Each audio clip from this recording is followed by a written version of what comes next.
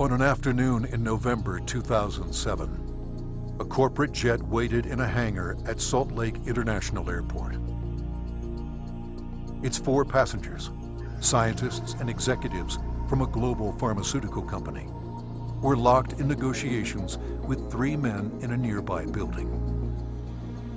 They started getting on the phone about noon back east, and they kept doing that, and about 2 o'clock they walked in the room and said, okay, we're convinced you've got something here, and it's significant enough that we will write you a check big enough that you won't want to talk to anybody else.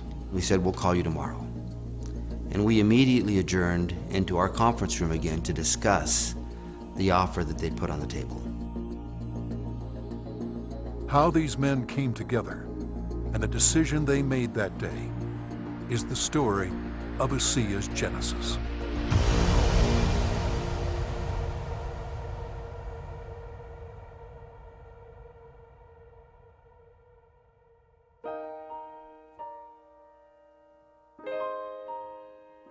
A lot of people have fathers that teach them sports.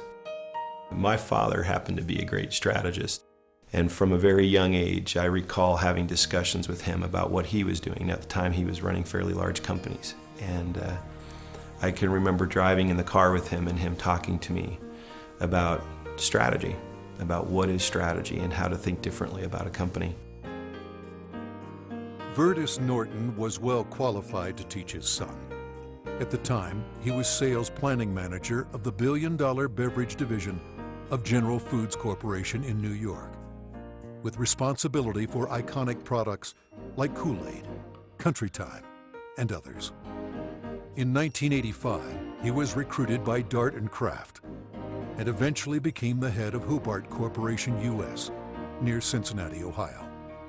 5 years later, he rejoined Kraft General Foods in Chicago as vice president of the Channel Group, managing a billion-dollar pilot business unit that led to the eventual integration of General Foods, Oscar Mayer, and Kraft Foods. Based on his track record, Vertus was asked to help re-engineer the company to increase efficiency in relation to an industry-wide initiative called Efficient Consumer Response. In the subsequent 3 years, Kraft's ECR, or efficiency rating, moved from 10th to first place. I've known Vertus for over 25 years, and it was apparent to me immediately that here was a very special man. A man that had wonderful ethics, great business strategies, enthusiasm. There was no question that this man was going to be a huge success, and he is a success. Vertus retired from Kraft at age 57 and moved to Park City, Utah. We thought he would take retirement seriously. He did not.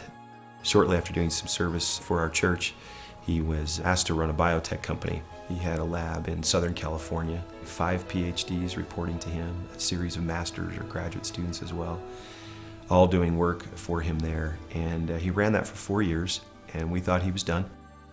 But Vertus Norton was not done.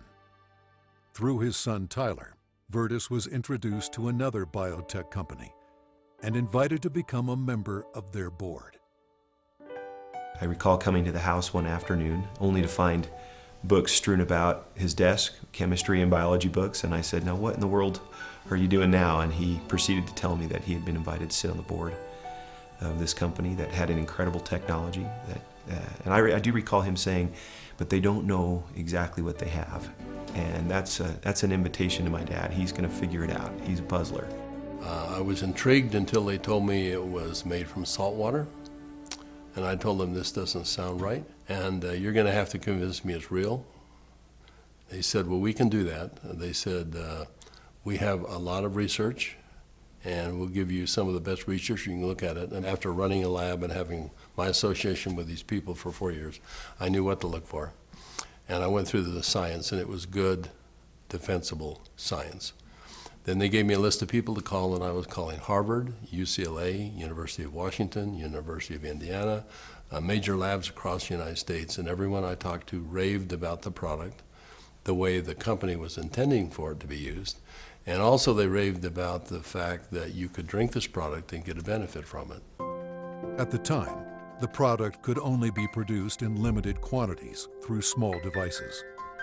Highly unstable, it had to be used within minutes of production. But seeing the strength of the product, Virtus agreed to join the board of directors. As soon as I did that, they said, we're going to give you one of these devices to put in your house. We'd like you to become familiar with it. I started drinking the product that was made in this device, and my thinking cleared up. I had more energy. I felt better than I had for years. And now, keep in mind, I was in my 60s at that time.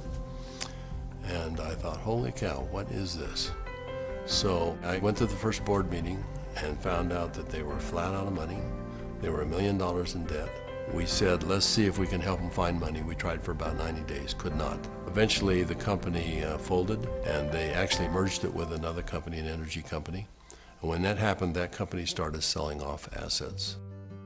Meanwhile, a family in New Hampshire was embarking on a major change. Jim Pack had been a highly successful consultant in the telecommunications industry. His son, Joe, had secured a position on the United States ski team.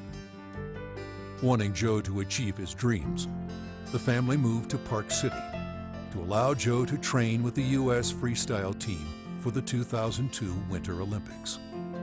So I'm living in a subdivision in Park City, Utah, and after a few years, another gentleman moves in a few houses up from me. This gentleman was named Virtus Norton. Now, Virtus and I became good friends, and actually we became good golfing buddies. I quickly came to realize that Virtus was something special in terms of his training, his business skills, his analytical ability, his integrity. Everything about Virtus was so much better than any executive, including governors or attorney generals, that I'd ever worked with. He was so competent. I was impressed. I made the decision on the golf course as we golfed, week after week. I said, I'm going to do something with this guy. One day we're golfing on the Park City Municipal Golf Course, and he's saying, I'm sitting on the board of this little company, and they've got a terrific product. I use the product, I've just found phenomenal results with this product, but the company's really mismanaged. He said, the product is so good that I'm going to put together an investment company to acquire this product. And he pulled the golf cart over on the fairway and reached in his back pocket and pulled out a folded check, business check, that was blank, and he said, you got a pen? And I handed him a pen, and he wrote a very big check, and he said, let's go do this together. And I said, are you crazy? You don't even know what it is. And I said, Virtus, that's true, but I know everything about you. I knew you've done your due diligence. If you're to the point where you want to form an investment company to acquire this technology, I want to be part of it. Let's do it together. And that was the start in the formation of ASEA. Of anybody that I've known, my favorite person is Jim Pack. I don't think just because he's brilliant. I think it's because he has drive and he engenders trust and confidence. And so we started down the road together, and over the course of a year, we discovered what the product was and why it worked. We developed what's called the mechanism of action. They discovered the product was based on redox biochemistry, a new field of science that emerged near the beginning of the 21st century. Redox signaling is a function central to all forms of life. Redox signaling molecules are created within every cell of the body and are vital to the immune system and to cellular repair and replace mechanisms. As one gets older, the body's ability to make these molecules decreases, a function of aging. The product provided a replenishing source of the exact redox signaling molecules the body creates, and in the same balance, enhancing cellular health. Knowing the product's shelf life was essential, Virtus and Jim challenged a team of researchers, including Dr. Gary Samuelson, to find a way to stabilize the product. We didn't know if it could be done, and we bought some equipment and kept making product over and over and over again, and we'd run it through the computer. And finally, after months, he finally came in and said, I think I've got the product stabilized. And we started testing it and found out that he had, in fact, stabilized the product.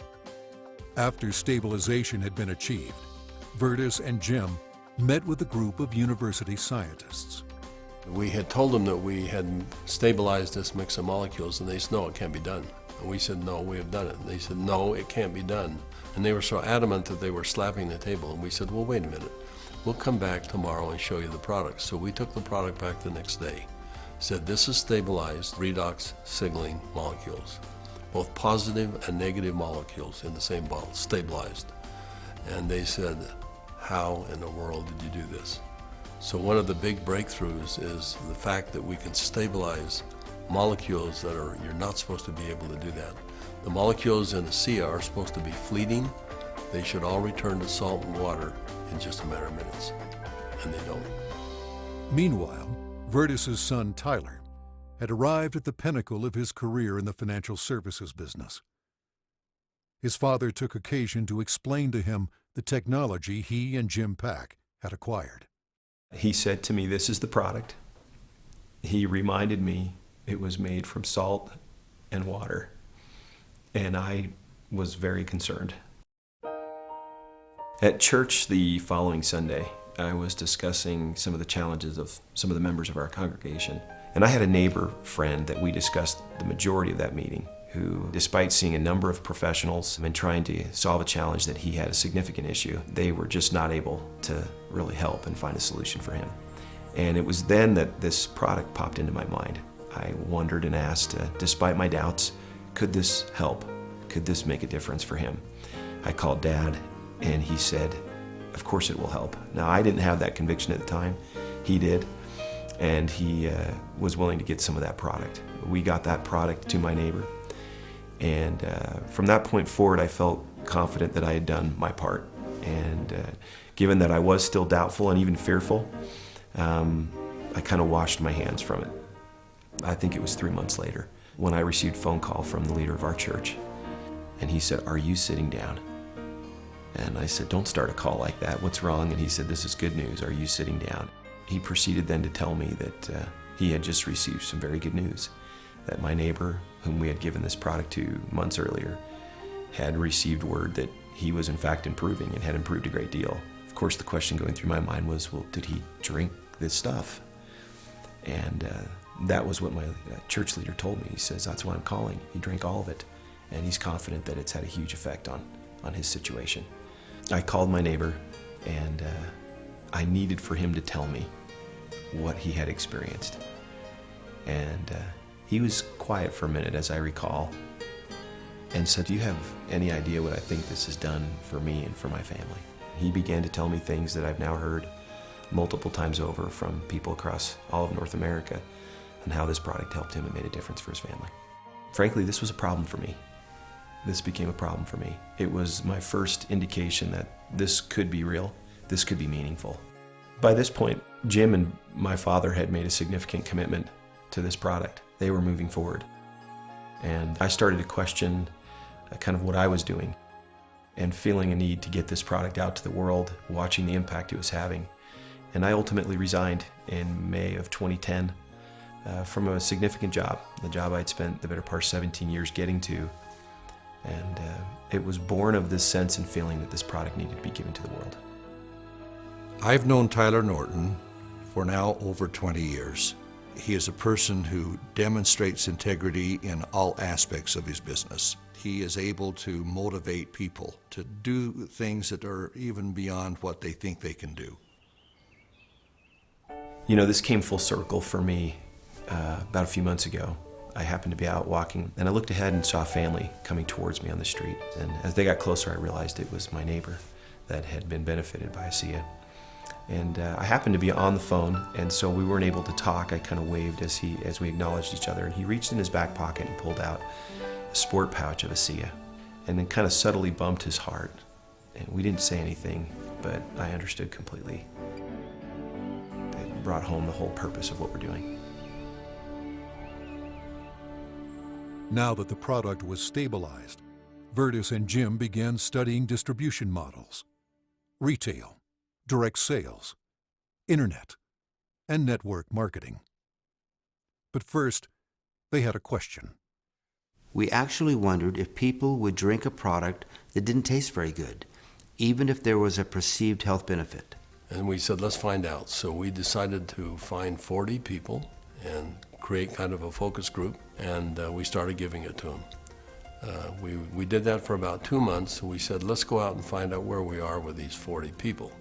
So when we went out and contacted them, we found out that the 40 people had turned into 135, and the product had been shipped to 20 different countries without our knowing it. And we said, well, we've got the answer we wanted. People will, I think, buy this product. When they determine that there is a perceived health benefit, they'll buy it. But in the meantime, we had contacted a friend, someone that Jim Pack knew and we had played golf with. And he was running a very big pharmaceutical company in New Jersey, about $10, $11 billion. And he finally agreed to send a group of people out and spend some time with us and see what we had come up with. So 4 people flew out on a plane, and we met in the conference room we had on the west side of the city for the better part of a day. We spread out all of the research that we had out on a table. And these gentlemen asked all the right questions. They thoroughly went through all of the science that we had, and as they do that, they'd call back to their headquarters and ask questions. About 2 o'clock in the afternoon, they came to us, and they said, we think you've got something really special here. We're going to write you a check that is large enough that you don't want to talk to anyone else. But there's a catch. And I said, what's the catch? And they said, you've got to shut it down. And I said, shut what down? And they said, you've got 135 people on this product right now, shut it down. People have problems all the time and they deal with them as best they can. You're going to have to walk away. And that kind of took us back a little bit. In fact, I said, that seems a little harsh to me. And they said, you want to work with us, you walk away. We said, well, we'll let you know. So we ushered them out of the building and we huddled around the conference table. We came to realize that this had changed for us from a business play to something very important. This was a cause, this was a responsibility. We'd seen too many people helped by this product. We realized that the only option before us was network marketing. And in that conference room on that day, we made that decision to form a network marketing company. ASEA LLC opened its doors for business in July 2009 with just a handful of independent associates.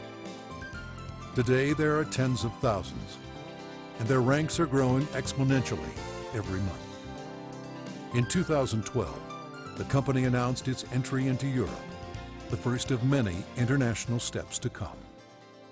Every company has a vision, but for Vertus and I, our vision is just a little bit different given our age. This is not about making $1 million. This is about changing 1 million lives.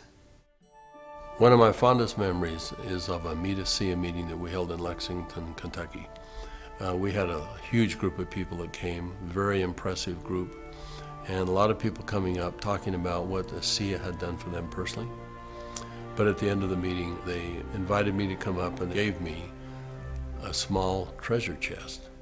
Wasn't very big, but as you open up the treasure chest, it's filled with letters of gratitude and thanks.